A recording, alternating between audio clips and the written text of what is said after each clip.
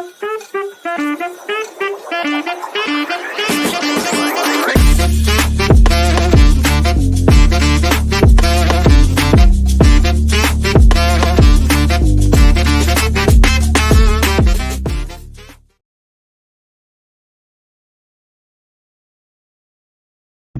We're all muted. Everybody's muted. We're not muted No, anymore.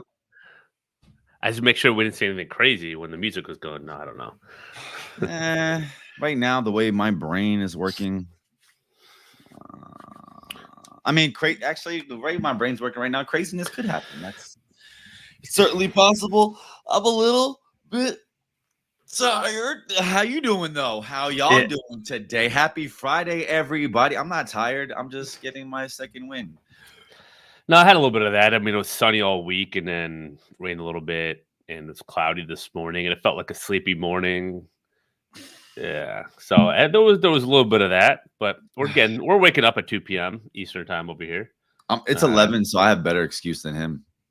Yeah, no, I got no excuse. So, well, that's not true. Won't stop me from everybody at home, because tomorrow is Clark's birthday. Happy birthday, Clark!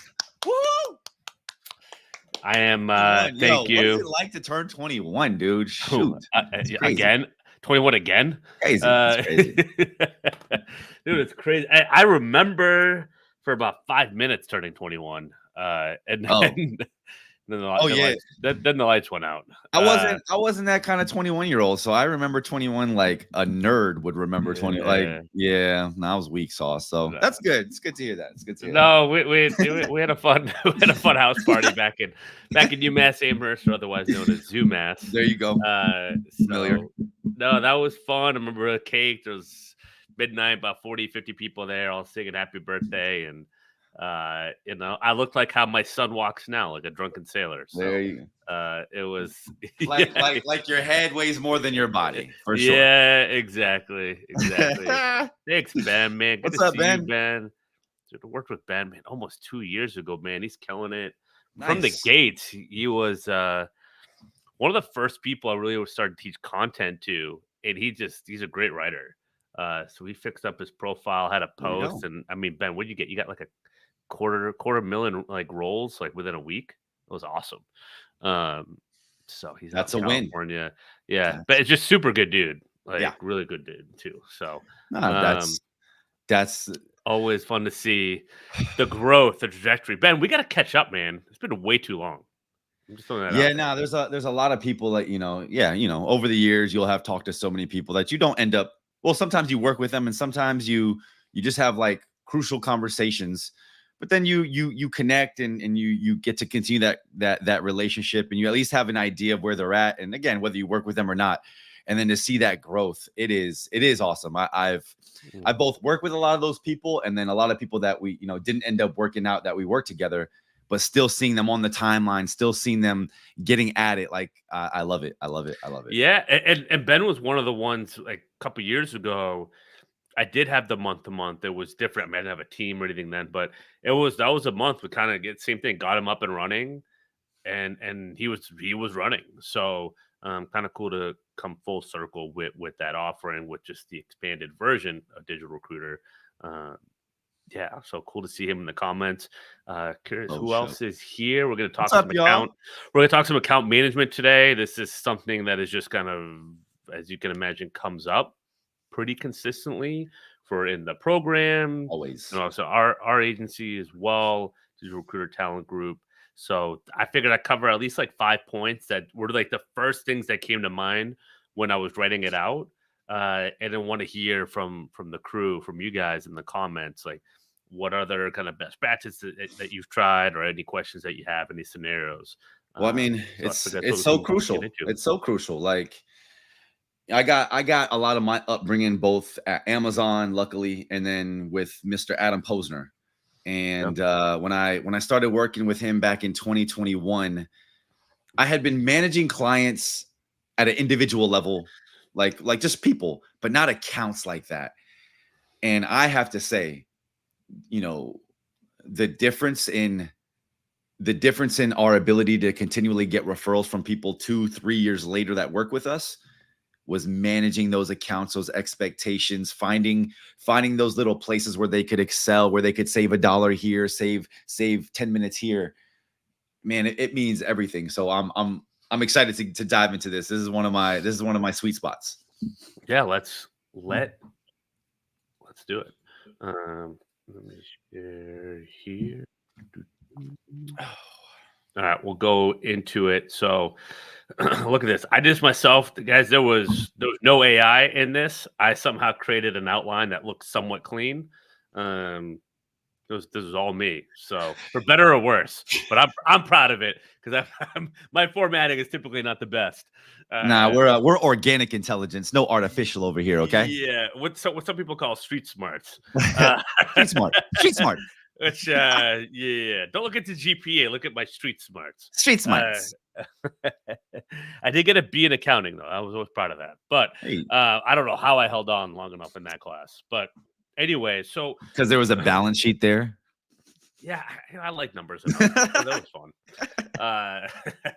One of the, I think it's one of the most under talked about pieces in recruiting, at least maybe digital recruiter, or maybe because I talk about automation and content.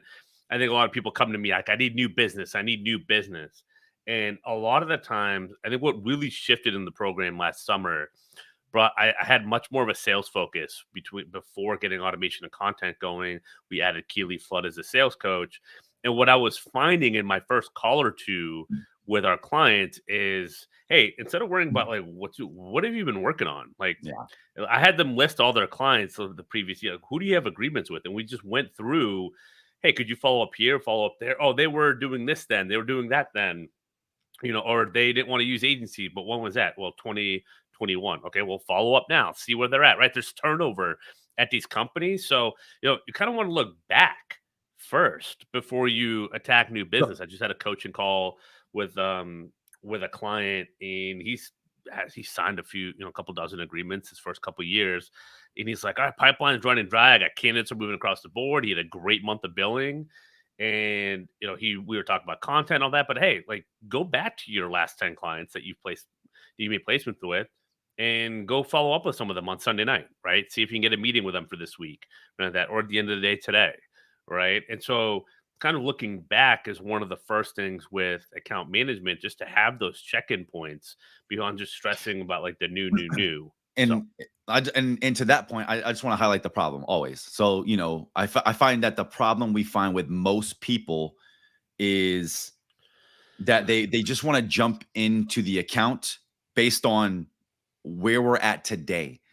And to your point, I think one of the most important things is to level set what has already happened in the past with this client, so that you have a complexity of the environment. We talk about it all the time, right? Scope and scale. The better you can understand the complexity of the environment, what they've done, how they've done it, why they've done it, understood where they've wasted time. Because let's say you didn't come in with curiosity, you didn't come in trying to figure that out, and now you're offering solutions. One of those solutions is like, hey, you should look back at those clients, and they're like, oh, we already did that. Well, now you look foolish. So it's really coming into that account with that client, very curious about how they've gotten to this place and why they're talking to you in the first place. Because if they are, it's because they haven't been able to solve it. So I just always find that that's the problem that's always in the beginning, and then one of the best ways for us to attack it from there. Yeah, absolutely. Yeah, I think we're going to cover a little bit of that too in the five points, which is great. And then so to kind of continue with the account management, right? If you've made 1 or 2 placements, right? Is there a way to get 20 to 30 out of them? Are there, with that department, different departments? Right? That's when you can really accelerate growth, is getting in with 1 or 2 placements, but always have an eye out, like what's next, or what's on the horizon. Because anchor accounts are we're going to carry. That's what's going to carry you. 2, 3 of those a year could, to potentially get you to $1 million or over halfway there. And then you don't need as many sprinkled throughout your rec board to get to be $1 million a year biller. So let's get into it. First key: preparation. Study your market, talk to dozens, if not hundreds of candidates if you haven't already in your market. You want to understand the salary, you want to learn the lingo. That was one of the things with Ben Navarro. I was like, hey, put some of the lingo of agriculture in your profile to kind of show them that you can talk the talk, right? You don't have to be, it doesn't have to be a farmer or, driving the thing that picks up the corn or whatever, right? The tractor, right? Or in this case, like a mechanic. When I was doing skill trades, I didn't have to know how to be a mechanic, but just knowing the lingo, how they talk, how they operate, what's important to them, right? Enough Well, to be able to facilitate all that stuff, right? The preparation that you do. And if you got to get reps, you got to get reps, but really taking a step back and studying the market. That's the first step to great account management. It took me a little bit in the beginning to kind of get there, but once I felt comfortable talking about the industry and everything as a whole, that respect level rose. And it was a lot easier to start building the trust to and the respect to be able to kind of build a really strong account management yeah. relationship. Well, in sales, we call that mirroring the customer, right? Like you want to connect with them, you want to resonate with them. To your point, right? It's not that we adopt their language, but it's that we want them to recognize somebody that understands them. If you adopt their language in certain places, then they'll be like, "Oh, he sounds like me. He or she sounds like me. She looks like me. She understands what I go through." Right? Going back to understanding the complexity of the environment. So one of the smartest things you can do in this process is And, mirroring your customer. and showing that you're invested. I think Hmm. that's what it shows, right? They don't expect you to be able to do the job, but Right. you're invested in the industry, the market. You're showing that you're here to stay. You're here for the long run, so they can feel like you're someone worth establishing that Yeah. partnership with. And to that point, that talking to dozens, if not hundreds of candidates, I know so many of y'all know this from starting a new search, right? Like you almost have to talk to those candidates to get a feel for the market, to see almost where the market's because they're in there, right? They're in the thick of it. So you really, really, really understand the nuances of the role and the market of this role by speaking to more and more candidates because especially at the different companies and the different sizes, they're all going to have different perspectives that are going to really clue you in on how to attack this role, this search better. Absolutely. Next one I have is call your shot. And again, these are kind of my own, right? Clark's little tricks over the years. So it's some lingo you might have seen out there, some you might have not. But I call this the kind of the call your shot approach, which what I love to do in initial calls is not only set the expectations, right? That gets talked about a lot, but lay out the potential roadblocks. Make sure your client has ownership. Expect to run into issues, right? One of the things I see with recruiters is they almost want everything to be buttoned up and Yeah. present a clean house, right? Here's, you having guests over, like the house is so clean and all that. You actually don't necessarily want that with your recruiting partnerships Why? because because Uh-huh. can't because it's messy and you don't have control, right? You can control whether your house is clean or not, but you can't control a candidate getting a flat tire, Well, right? Or a client going on vacation or there you forgetting to go. give feedback There you or go. maybe the funding gets pulled or whatever else. So because of that, because you already know that there's variables, so many of them baked into what we do, And then, well, to that highlight point, I that. just, I just want to say because you set that expectation, now they expect perfection, Exactly. and that's Versus not if you set reality. the expectation of, hey, this is our best laid plans, is this, and I'm excited about having this. One of the things in recruiting is we don't things come up, right? Yep. Whether you're talking to candidates or clients, and just calling out the elephant in the room. I should have put that in writing, but just be like, or the potential elephant in the room. Like, hey, I get things come up, right? Where we know interview times, we set feedback, but I get if you're delayed or whatever else. If you shoot me a text or email, like, hey, I see this, I'll get back to it in a couple of days or whatever. That helps me keep the candidate warm. Like those little things. Like I don't need your specific thought out answer right away. I just need like Yeah. that at least there's something there, right? And Well, then I'll do when you set that time frame, I'll do my end and I won't pester you because I don't want to pester you. Right. and just radical candor. Like we have to be honest AF with each other because we're dealing with another human being that doesn't understand what you're doing and doesn't understand what we're doing. So the more honest we are with each other, the better we can help these human beings go through the process. It's going to save you money and time. Like I really established that like the more open and honest we are, the more you are going to save money and time. Yep. And it goes for clients and candidates, right? It's I, 100%. I I was telling a recruiter earlier this week on a 100%. coaching call. hey, because she was struggling with some offers or candidates interviewing for jobs that are paying more. Well, tell them on the front end, like, number one, try to get an understanding what they really want, right? Learn Yeah. about those other jobs so you can maybe start to sell against them potentially. But tell them, like, your number one goal with them or the best way they can work with you is not by taking a job that you offer. The most impactful thing a candidate can do is to keep you up to date on exactly where they're at and whatever changes happen in the potential interview process, the job application process, or just like what's going on, anything that could affect with the role that you're working on for them. So like that is what's most important. So telling candidates that typically they don't know. And same thing with clients, right? They think you just want the placement and the commission. It's like, no, no, no. The number one thing I need is to not waste my time. Yeah. And when people realize that, that's actually how you operate as a recruiter, completely changes everything. When they realize you care about your time, not just the money, there's some people respect people that value their time. I wanna really underline that part right there because I've noticed that in the last year and a half, as like my time is honestly, like legitimately, no joke, incredibly limited. So I there's almost like a, if you're talking to other business owners, other hiring managers, that there's almost like a, okay, I gotcha. Because they feel it, because they don't have time. They're running ragged. They have all these emails that are not answered. Like that makes so much sense to them. Like in terms of connection and like resonating, that's gonna resonate with them. Yeah, it's huge.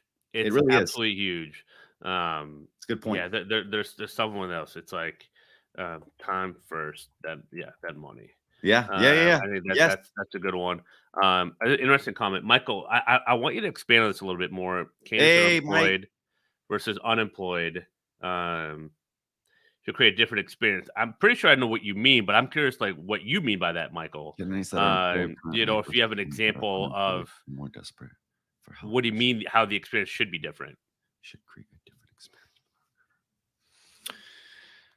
Because I think of a couple examples, but I'm interested to see what direction he's talking about. Candidates that are employed currently versus candidates that are unemployed and more desperate for help should. So I think, you know what, I don't want to comment either because I think I know what he means. Yeah. But the initial comment I feel like I would say is that I try to create, I try to treat all candidates and honestly the same. I am radically candid with all candidates, no matter what. It doesn't matter if you got a $350,000 job that I'm going to get you over to another $350,000 job, or you've been out of work for 18 months. I come with radical candor, a lot of curiosity, and try to find out what's going on with you and where you've been so I can set you up best. And that's not going to change. I think it's kind of yeah. Well, that's where I Right. thought he was going to Yeah. say, Yeah. and that goes into point number 3 that we'll talk about. Totally. Enforcing your boundaries and right, setting those expectations kind of continues here as well. Really enforcing those expectations. You want to put the ball in the candidate's court. If you don't have anything for them, hey, check in with me maybe every 2 weeks, right? But also give them some other pointers. Maybe there's someone else that they connect with or something they can do with their profile, posting content, right? Give them some other value add, other action items they can do That's it right while there. they're also That's it right there. potentially something that might come across your desk if you don't have anything for them. To, Yeah. to that point, and only because what we do, I swear to gosh, one of the things that always help is having resources available for them. Like if you have a resume prep, if you have an interview prep, if you have like those things, I swear, giving them that as because we've been in the job search. It's a lot of activities that you do to feel busy. Well, and every day feels like a year, 100%. So the right? more that you Yeah. can help them feel productive in that and streamline that, the better. Just I've always noticed that with my candidates. And so yeah, anyone that has been out of work for a while where they do need that polish, right? Like the interview prep, they need that polishing. They'll really appreciate that, and that's a good way to kind of segue that time when you're not chatting. Yeah. So the enforce your boundaries, kind of going back to the client side of things. I appreciate the comment, Michael, because that's a good Yes. recruiting candidate related kind of segment. But in terms of forcing, like getting timely feedback should be the bare minimum. Um, you want, uh, yeah, but I mean, doing these for free. I did Yeah, this for yeah. I'm free. saying just giving them the Michael. resource. Exactly. Yeah. Yeah. This is Yeah. free services, 100%. This is I talked to a candidate this morning and I gave her about 6 different things that she could do. I didn't Yeah, charge a dime for the call. That's if you're experienced recruiter that you can do almost all this stuff for free. 100%. Um Yeah. No, frog you in my throat, man. I gotta take a sip of the water. You go. No, you're good. No. You were talking about it. The minimum standard of enforcing what those boundaries are with your clients, and you were going on a tangent. Go ahead. Yeah, I love tangents. So it should be the minimum standard. Right. You want to give positive reinforcement, like, hey, appreciate the feedback, appreciate That's the what you said. timeliness. That's right. Feedback Could you should be the minimum. expand? Could That's you right. Yeah. expand on this a little bit more? We want to make sure we can give appropriate feedback to the candidate, but I want to also make sure my delivery team, my recruiting team, knows like if you get specific here, we know what direction to take the search going forward. Right. Thank And you. how important that is to what their result is or what their desired result is, which is to get the right candidate. But we can't do that. And if they have to think it through or talk it through, that's okay. Let's hop on a call. But that's when it makes sense to do it. Right. Again, going back to setting the expectations You- previously. But this is when you have to enforce them because they're going to try to get away with some stuff, I'm whether gonna they give know it y'all. or not. I'm gonna give y'all something. Okay. I do this. You just reminded me that I do this, and there's a reason why I do this. But I'm about to give y'all something because it is. I find it really hard at times for certain clients to get that feedback I want because it's not that it's. Don't get me wrong. I absolutely do want to get feedback for candidates 100%. But also my job is to find this person to fill this role, right? So also a majority of it is I want feedback to understand how to adjust my search. Am I in the right place? Am I not? It's really hard to get that, I find, in the middle of a search to get somebody to really just break down like these candidates are sending, and then great clients do that. Not all clients do that. So I had to figure out a way to get them to do that in the beginning, and here's how I did it. Just a suggestion for y'all. In the beginning, when I'm level setting expectations with the client, one of the things I always try to do is send them profiles. Can I send you profiles so we make sure we're on the same page? I will purposely send them profiles that I know are wrong, but are really close because I want to force them to tell me why this is wrong and all the reasons, because it's then going to bring up the other reasons why it's wrong that they probably wouldn't have told me before. And I swear to gosh, it works so well every time. That's just an idea for you guys out there. I love, and to add to that, I mean, what I just typed in, like setting a weekly or bi-weekly check-in meeting, depending on the type of search you have. I mean, we have activity reports in there, which Kevin has talked about and given his template to people as well. That's a huge one, right? We reached out to this many people, talked to this many people, message. This is the response that we're getting. Yep. A couple of these profiles look like they're A+, but they're worried about this, and that for the role. This is what they're saying, right? Just little things like that. It educates them, shows them that you're doing the work and that you're learning about the search, the market, and the role, because it's not up to you to find the perfect candidate, right? The perfect search is a collaborative effort. Oftentimes that person is reporting to somebody else. So think about that. You just let them know what you're doing. Now they're closing their laptop feeling good about how they're going to report to the next person they have to report to. Yeah. Like there's a line to this. So the more that you can inform that person, the more they're just going to feel good about you and you in this process because of who they have to answer to too. Yep. And you're making them look good, and more importantly, making them not look bad. 100%. Which is what people really care about. So we're going to be, this is an interesting one. Don't be afraid to agree with them for real reasons. So not just nodding your head because I'm just going to do whatever the client says, even if they're wrong, but at that internal feeling that got like you want to push back when it's appropriate. Don't push back just because you don't know if you can find another candidate or anything like that. Like really pay attention to, is this right? And again, have things make sense. And I should have put this in there, but make things make sense, right? And in terms of like the client and how they give feedback. If it adds up, you're like, okay, yeah, no, that makes sense. Like we'll parking lot that, or we'll put that to the side. We'll go here, and then we'll kind of see where this direction takes us, right? Versus kind of closing off the door completely, and do that not because you're scared, but because it's legit. But then, so when you actually do push back, they understand it's like you're not just pushing back or you're not agreeing just to agree. Like there's an actual collaboration Yeah. going on here, and you feel more like authentic and true. I mean, because you are telling the truth in the moment as you see it. And that's why that clarity piece we always talk about, you're talking about make it make sense. That's that clarifying piece with them. And the more you can, the more when you come back later to be like, hey, remember we talked about this. It's like so much of this process right here is CYA, cover your butt, right? Yeah. CYB, whatever. Like even the activity report, that's a cover my butt, because I had a situation happen where I didn't send those. And 3 months into our relationship, they tried to tell me that I had done nothing for them. And I was like, oh, no, wait. No. I've sent you an activity report every Friday that you signed off on. Like, no, this is all the work we've actually done for you. So there's also a process. And I don't mean to come at this from a negative standpoint, but the reality is people are people. So I think a much of what we're talking about is also like a CYA, just covering your own self and what you've done, because the reality is you're working really hard. And there should be some representation of that.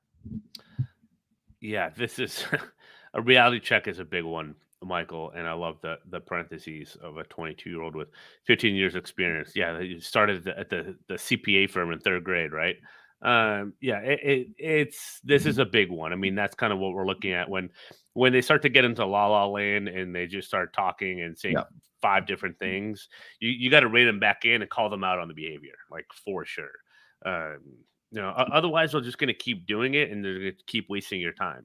So be able to kind of have that cut off, like, well, this isn't what you said initially, right? And that's why it's so important to have a good discovery, good qualifying process, because then you can kind of match up and have something in the beginning. If they start to kind of get off track, right, you can kind of bring them back, like, hey, this is what we'd agreed on. This is what you said in the beginning. Like, we actually did find what you said. Like, why are we pivoting? Like, what's going on here? It's why being a recruiter that's an order taker is so detrimental to your business, because you're going to work on roles that absolutely will not be filled, and you know it. And it's why? Like, why? That's literally why they're hiring you, to be an expert, to tell them no. You have to tell them no, or you're wasting all your time and money and effort and creativity, enthusiasm. So that's such a huge one. Yeah, I mean, again, qualifying in the beginning, it's a different topic, but yeah, you have to qualify, right? Getting the start date, why is this position open? How long has it been open? Who else is working on this, right? What happens if you don't fill this role? All that stuff. You definitely got to do even way before account management really starts. All right, let's get to know number 4. Get to know them. It might be an obvious one, favorite, right? But get to know them early on, right? Learn about their business, learn about their role, learn about one thing about their life. If you can get that intel, especially early on, you have all the reasons for your next 5, 15 plus touches. Right, because you have different things, how T-ball, the son, like, how'd your son's T-ball league go, or like anything else, or like how this like big project will turn out for you, or you guys are getting acquired, like how is that process going, right? Or like whatever else. Like when you know those things, it makes it easy to follow up, because always one of the things I get asked about, what do I say? How do I follow up? Well, what was your last conversation like, or your first conversation like? Right. Well, did you get what do you know about them? Like, I don't know. Like, I just know that they're not hiring. It's like, all right, well, we got to work on the information you're capturing in the first couple of conversations. Really, the first conversation to even know if you can have a second one. I mean, we talk about it so much, connection and resonating. It's the easiest way to do it. And that's why I say coming into your call with the utmost curiosity of the human being in front of you. Yes, they have a business. Yes, they have a problem. Yes, you have a skill set that's to be paid. But you already know that going into the call. They already know that going into the call. So, right? So what are you going to do differently? How are you going to show up differently? I literally talked about this yesterday.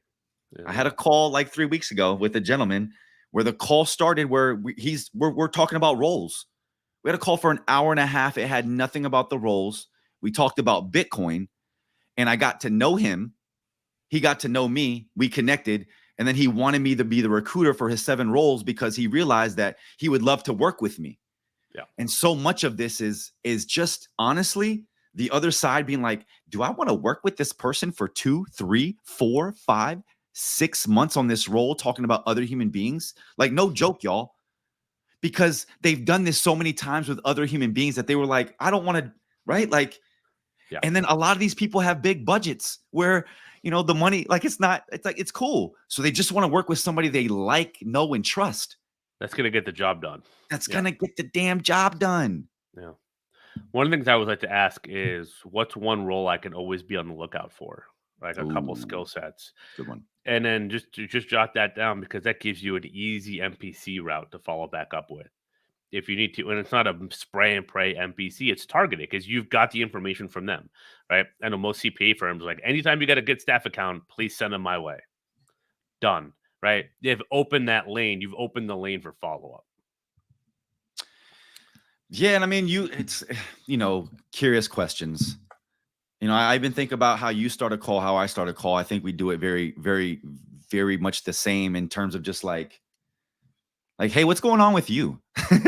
Like, seriously, like, we really start conversations like it's not like, we could sit here and That's talk, the fun of it. right? I mean, that's the fun of it. I don't know. I mean, the amount of like wins people also hide from me, not on purpose, Yeah. but like because people don't naturally just like brag a lot of the time, even though they're in the training program, and I'm not here like, well, I MPC'd and I signed a client, I made a placement. I'm like, wait, what? Like that all just happened the last 2 weeks? And they're like, yeah. I'm like, you're burying the lead here. How do we not talk about this in the first minute, right? I do not text me when this happened, right? But again, we're busy, Yeah. and things happen, and things keep going, and it's almost never enough, right? In recruiting, because you got to be on to the next one. But even if maybe it isn't all good news, maybe there is a problem. It's like I can't read your mind. You can't Yeah. read anyone's mind. I mean, and we can't read a hiring manager's mind. And sometimes they say the most shocking stuff. Not not anything like crazy Not out there, right, but right, it's right, right, like, right. whoa, wait, like you work with that other firm at 30% and you're okay with that? Like, yeah, we do 30% too. You know what I mean? Like stuff like that versus like putting your foot in your mouth by accident. Like, you dig, you get to know them. What roles are they on the lookout for? What's on the horizon? All that. Like, let yourself just learn the information. I think is really important. Yeah. Yes, because we talk about it. Everybody's coming to a story. Everybody's coming to the call with a story in their heads. And I think it's best for us as the experts in this situation to figure out what that story is and then figure out if it's something that we can help with. And that's the biggest thing is, I also am totally okay with understanding that I can't help everybody and I may not be right to help everybody. My personality might not be, their personality might not be. I also recognize there's some people that when we start talking, I'm like, oh, I would never want to work with you. Yeah. There's that too, right? Like there's a modicum of that too. So that's why I think, coming to that discussion early, wanting to know them, know about their business, the roles they've worked on, and something about their life can really help you set you up for success in 30 minutes or less to know if you're going to waste time in the next 6 months or not. And then like listen to that gut feeling, listen to those things, because more times than not, at least for me personally, and I know we've talked for you, they've been right. Yeah. Yep.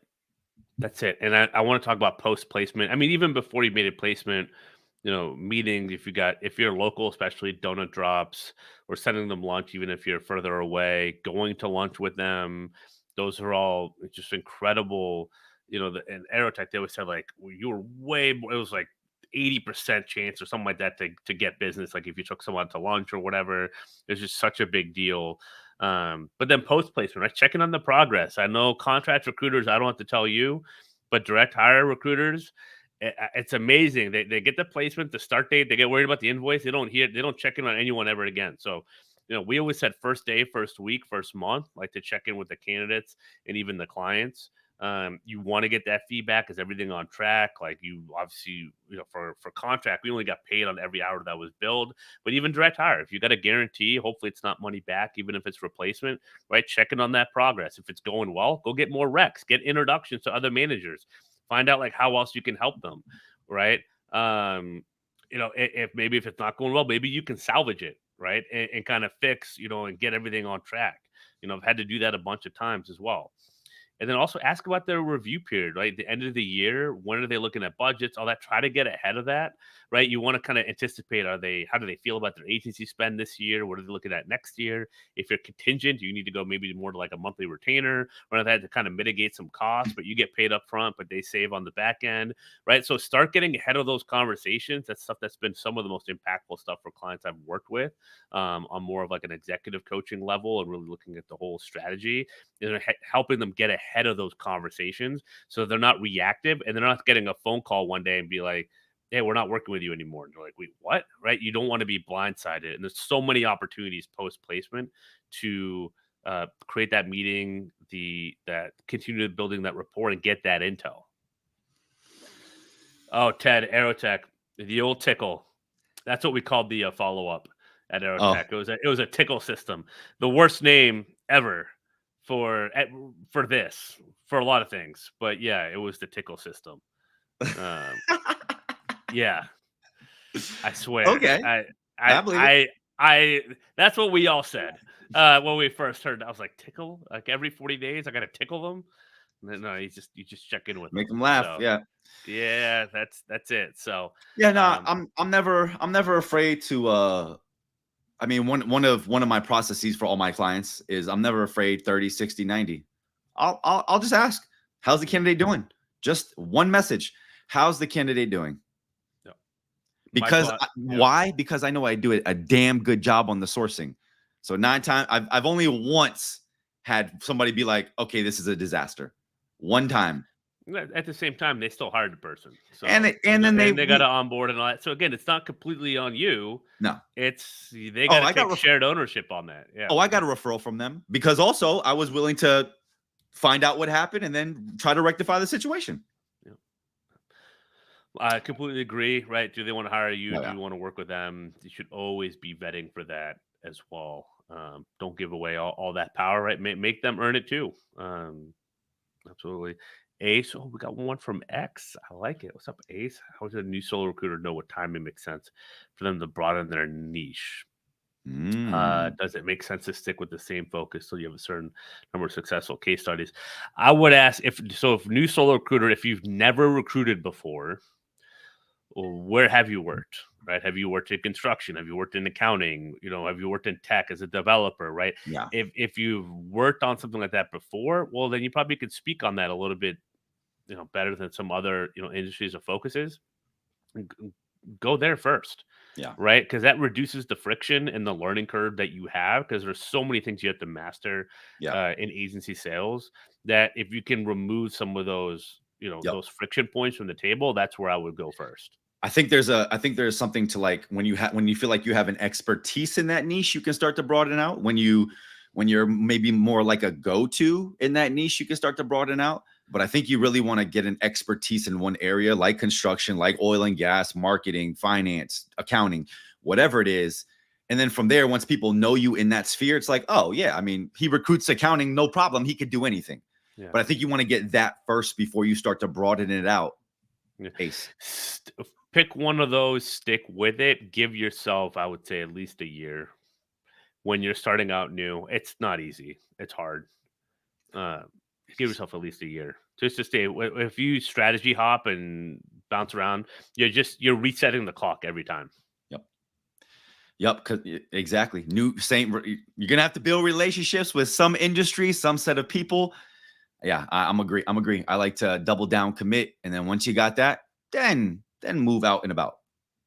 How do candidates get themselves on a niche recruiter's radar? Ooh, great question, Michael. Uh, Look at that niche recruiter's profile, right? How do you know they're a niche recruiter? And if you're in that niche, I mean, if you probably have the experience on your profile, leverage your headline, leverage your about section in the experience, fill it out, like show them that you're a candidate that makes sense for them to know in their niche. Yep. LinkedIn profile is the best way to do it. Yeah. Yeah. Yeah. I mean, if they're a construction recruiter and you're looking for construction jobs, let them know that you have an expertise that they'd be looking for. And if they're niche recruiters and you have a skill set they're looking for, trust me, they are so happy you reached out to them. I promise you. Oh, it's great. Like Yeah. you just saved them so much time. Oh, it's great. Yeah, absolutely. Don't be afraid to send a message. So I Uh, think, go ahead. yeah. Oh, I was going to say, Ace, you're welcome. And if we're not connected already on LinkedIn, or you could DM me on X too, your LinkedIn profile. I'll be happy to kind of give you some feedback on some ideas for a niche, or you can message me with what you're thinking. And give you a little bit of guidance in the DMs. So Let's go. it was good. This was good. Good. A lot Very of engagement. tickle. So what's going on this weekend, Clark, for your birthday? You got any plans? Got anything to leave us with? This is funny. Underwater basket weaver recruiter yet? Yeah. Yeah. We're working on our certification. We'll let you know. What's the salary range for that, Michael? Word. That lower than minimum wage? No. What's the weekend? No, the missus and I are going to go out for a nice dinner tomorrow night at a new spot in the town we used to live in. We'll take Wyatt to his little gym dancing class in the morning because it's fun to see him. He's taking his steps, which is fun. Nice. So he's a little drunken sailor mode, It's just kind of one of those. Okay. But he's doing it. He's doing it, and it feels good. He's been sleeping great this month, so life is good. I'm happy. I just hope the sun's out a little bit, but again, it's kind of one of those. It's all the big stuff I don't care about anymore. Just a nice relaxing day, the family, a good dinner, good food, maybe a good cocktail. That's all I need, man. That's all I need. So maybe crypto to go up again, the halving, all that. So that's all I need. It's coming. Yeah. Yeah, I might be looking at some charts this weekend. Who knows? We'll see. I know you are. I know you are. No, but it's been a great week. We've onboarded. I think we got about 7 new people in the last week and a half that we onboarded the program. So super excited about that. Fantastic content call on Thursday.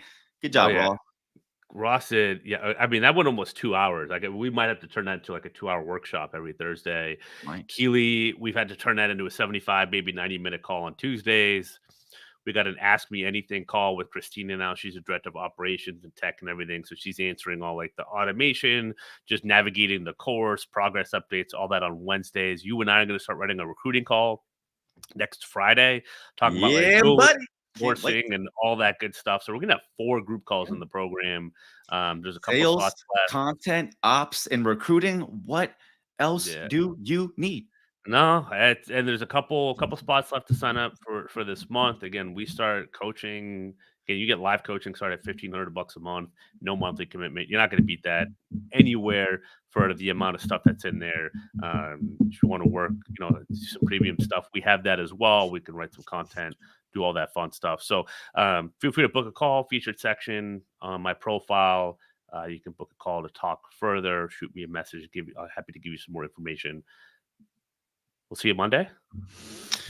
We'll see you Monday, guys. Happy Friday. Have a fantastic weekend. Appreciate y'all. Y'all could have been anywhere in the world, but you're here with us. Yeah, we appreciate that. Seriously. No, that's awesome. Michael, Ace, Ted, thank you. Ben, appreciate you, man. Thanks, guys. Yep. Cool. Everybody at home. Have a good weekend, y'all. Peace.